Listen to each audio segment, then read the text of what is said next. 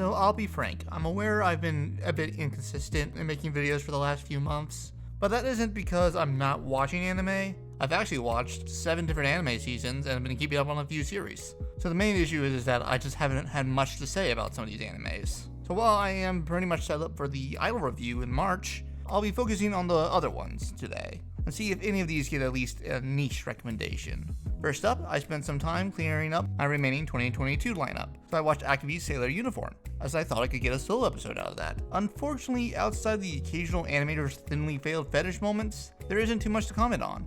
This is a slower slice of life series where its main character Akibi wants to make friends. She makes friends, and we get small glimpses into some of her friends' lives. It's not exactly my cup of tea, as I would need some kind of theme beyond, oh, the main character chooses to wear a sailor uniform to school. But those looking for comfort and good vibes may find something to enjoy in this. Not all the side characters are made equal, but quite a few of them have some good solo stories. So I will give it a niche recommendation for those looking for a slow slice of life anime. Tales of the Luminary, The Fateful Crossroad is a 2-episode OVA for a dead game, so it fails simply out of irrelevance, given it's a glorified advertisement. But what about Handyman Fellow Jellyfish, the live-action series that was added to that lineup? Honestly, I came away from it rather positive. I think it's at least an okay little proof of concept. 2 private eyes that wander Japan resolving little concise stories. They have a nice dynamic, one relies on tech, the other relies on their base detective skills, one is serious, one is more aloof. We essentially covered both their backstories on how they got here, so you could just run fun little cases for them to resolve. I'll say the name of the series is a bit contrived. One has a pet jellyfish and they both prefer to float around from place to place. Thus we get the name of the private detective company and the series as well. But as a standalone series, it's a fine short 4-episode series, nothing mind-blowing, but similar to 2021's Sarayo Utility, it doesn't really stand out among the 2022 lineup.